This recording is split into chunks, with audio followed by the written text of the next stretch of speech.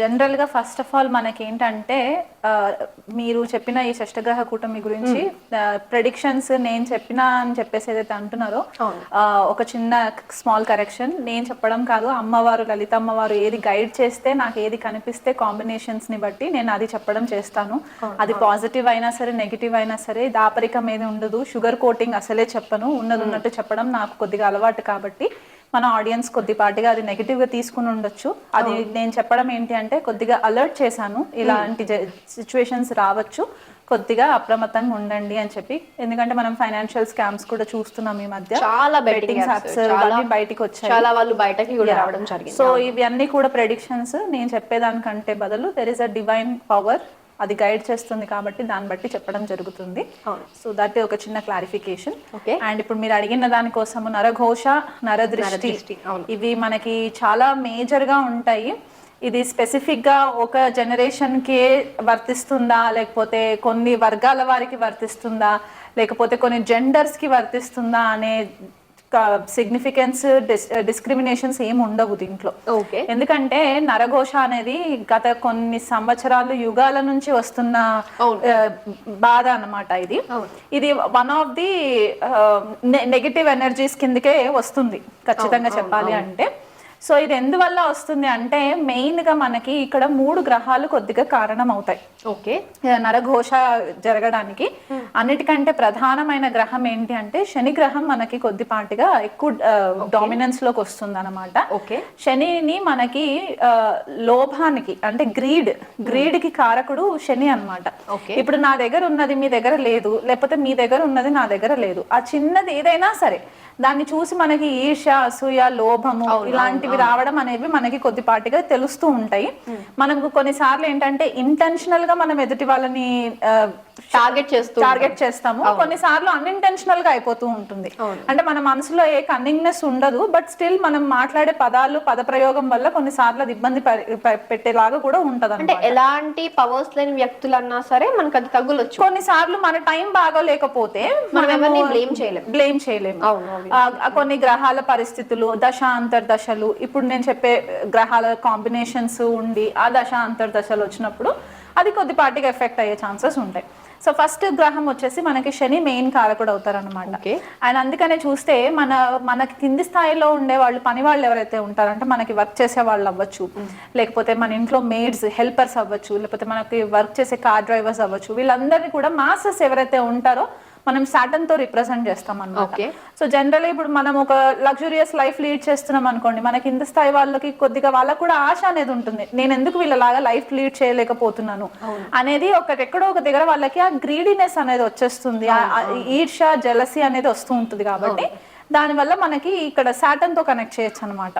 And next వచ్చే గ్రహము రాహు అవుతుంది. రాహు ఎందుకంటే ఎప్పుడు మనల్ని ఒక మాయలో ఉంచుతూ ఉంటారు, ఇల్యూషన్ అని చెప్తూ ఉంటాం కదా మనం రాహుకి. అంటే ఇక్కడ ఏంటంటే కొన్నిసార్లు రాహు గ్రహం ఇన్వాల్వ్మెంట్ అయినప్పుడు ఏంటంటే ఈ అనవసరమైన నెగిటివ్ ఎనర్జీస్ ఎక్కువ ఎక్స్పాండ్ అవ్వడం, యాంప్లిఫై అవ్వడము. ఓకే, దీనివల్ల లేనిది ఉన్నట్టుగా ఊహించుకోవడం. ఎందుకంటే నరదిష్టి మన కంటికి కనిపించేది కాదు, అది జస్ట్ మనం ఫీల్ అవుతాం, ఆ ఎనర్జీని ఫీల్ అవుతాం.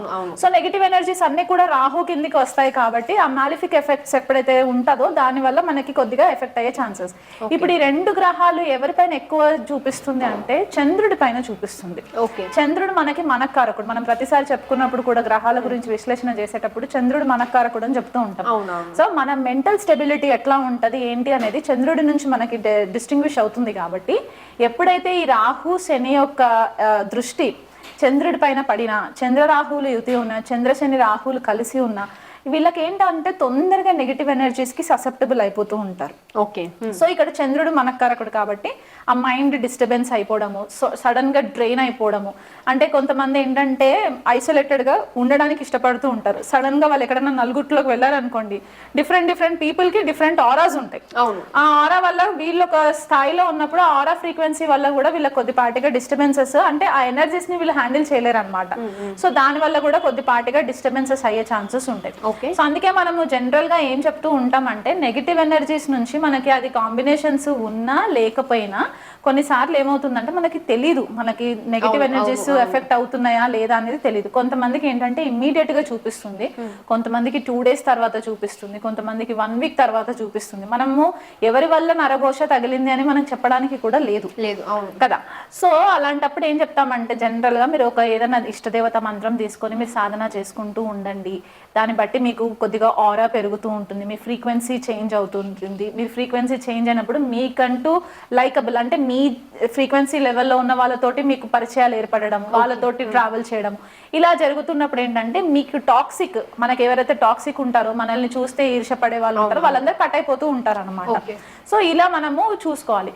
సో ఈ శని రాహు మెయిన్ ప్లానెట్స్ అవుతారు. దానికి తోడు ఇక్కడ చంద్రుడు ఎప్పుడైతే మనకి కొద్దిపాటిగా అఫ్లిక్ట్ అయినప్పుడు ఈ కాంబినేషన్స్ ఉంటాయి. ఇంకా సివియర్గా ఉండి అంటే హై లెవెల్లో ఉంటూ మరి సడన్ గా కింద పడిపోయినప్పుడు ఏమవుతుందంటే బాధకాధిపతి కొద్దిగా యాక్టివేషన్ లోకి వస్తుంది. దీని గురించి మనం ఆల్రెడీ ఎపిసోడ్స్ చేసుకున్నాం ఒకసారి, చేసుకున్నాం. సో ఎప్పుడైతే ఈ బాధకాధిపతి కూడా కొద్దిపాటిగా కనెక్టివిటీకి వచ్చిందో అప్పుడు కూడా కొద్దిపాటిగా వీళ్ళకి డిస్టర్బ్ అయ్యే ఛాన్సెస్ ఉంటాయి. ఓకే. షష్టాధిపతి ఎందుకు 6th లార్డ్ ఎందుకు చెప్పుకుంటామంటే షష్ఠ భావము షడ్రిపులకి కారణం అవుతుంది. ఓకే, ఈ షడ్రిపులు అంటే మనకి మదము, మాత్సర్యము, కోపము, లోభము, క్రోధము ఇలాంటివన్నీ కూడా మనకి 6 ఎమోషన్స్ ఏవైతే ఉంటాయో అవన్నీ కూడా మనకి షష్ఠ భావంతో కనెక్ట్ అవుతాయి. కాబట్టి ఈ 6th లార్డ్ కనెక్టివిటీ కూడా కొద్దిగా యాక్టివేషన్ లోకి వస్తుంది అనమాట. సో శని రాహు బాధకాధిపతి షష్టాధిపతి ఈ కాంబినేషన్స్ లో ఉన్నప్పుడు చంద్రుడి పైన వీళ్ళ దృష్టి పడినప్పుడు ఆ దశాంతర్దశలు వచ్చినప్పుడు కొద్దిపాటిగా మనకి ఈ నరఘోష తగలడం అనేది కనిపిస్తూ ఉంటుంది. అవి కాకుండా కొన్నిసార్లు నక్షత్రాలు కూడా చూసుకోవాలి.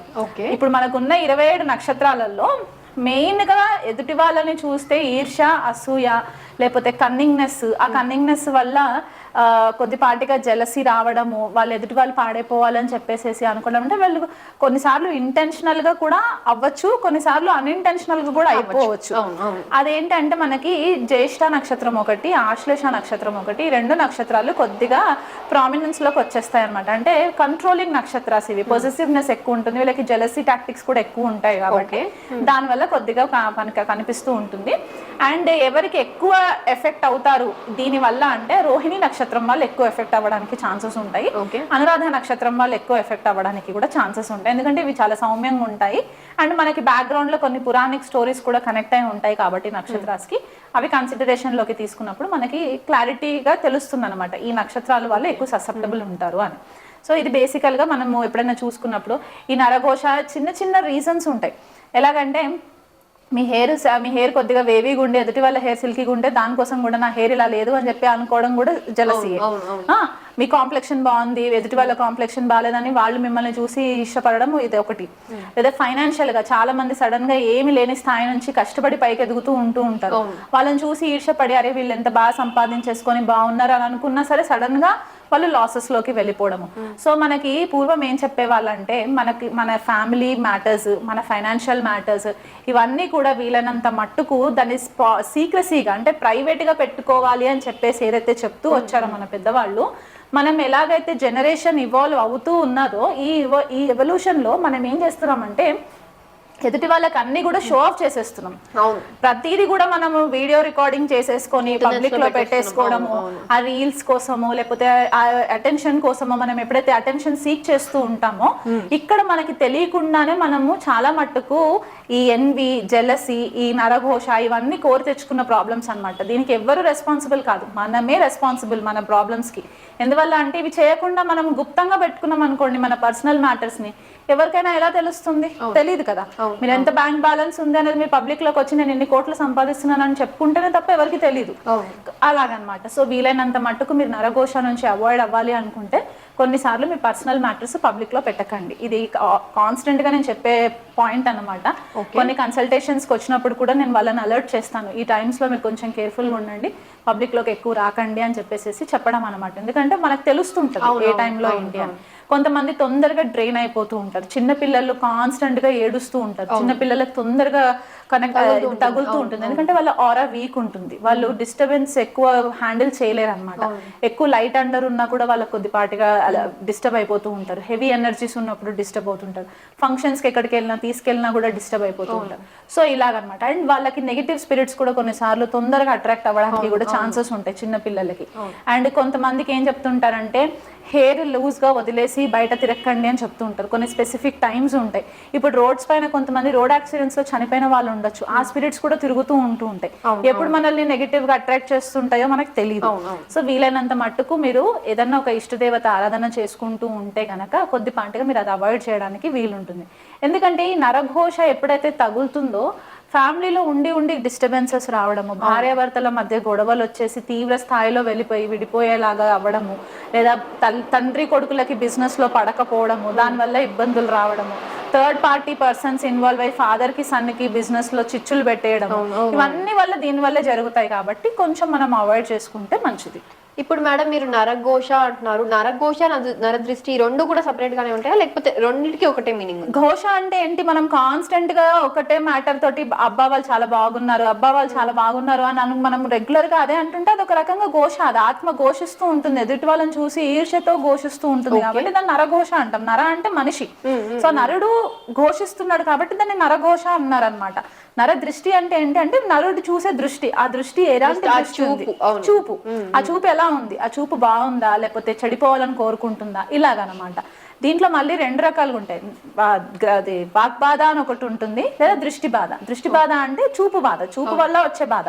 వాక్ బాధ అంటే మాట వల్ల వచ్చే బాధ. గాసిప్స్ చేస్తూ ఉంటారు, ఒకరిపైన ఒకరు వెళ్ళి చెప్తూ ఉంటారు. అది ఎందువల్ల చెప్తారు, ఈర్ష్య అసూయతో వెళ్ళి చెప్తారు. కాబట్టి ఇలా సెపరేటివ్ గా టర్మినాలజీ ఒకటే, కాకపోతే దాన్ని మీనింగ్స్ ఇలా ఉంటాయి అన్నమాట, కొంచెం డిఫరెంట్ గా ఉంటాయి. తులారాశి వాళ్ళు కూడా జనరల్ గా మనము సింహరాశికి వృషభ రాశి వాళ్ళకి ఎలాగైతే న్యాచురల్ గా అడ్మిరేషన్ ఎక్కువ వస్తుందో తులారాశి వాళ్ళకి కూడా కొద్దిపాటిగా అటెన్షన్ అట్లాగే వస్తుంది అనమాట. అంటే వీళ్ళు ఏం చెయ్యక్కర్లేదు, వీళ్ళు జస్ట్ నార్మల్ గా ఒక గ్రూప్ ఆఫ్ పబ్లిక్ లోకి వెళ్ళిపోయేసరికి అందరి ఫోకస్ వీళ్ళపైనే ఉండే ఛాన్సెస్ ఎక్కువ ఉంటుంది.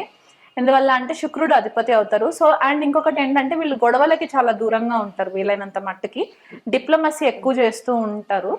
అండ్ శుక్రుడు ఇక్కడ వీళ్ళకి లగ్నాన్ని రూల్ చేస్తారు, అంటే రాశిని రూల్ చేస్తారు, అష్టమాన్ని కూడా రూల్ చేస్తారు. కాబట్టి జనరల్ గా తులారాశి తులా లగ్నం వాళ్ళకి అత్తవారి సైడ్ నుంచి కొద్దిగా ఈర్ష అసూయ జలసి అనేటివి ఎక్కువ ఉండే ఛాన్సెస్ ఉంటాయి.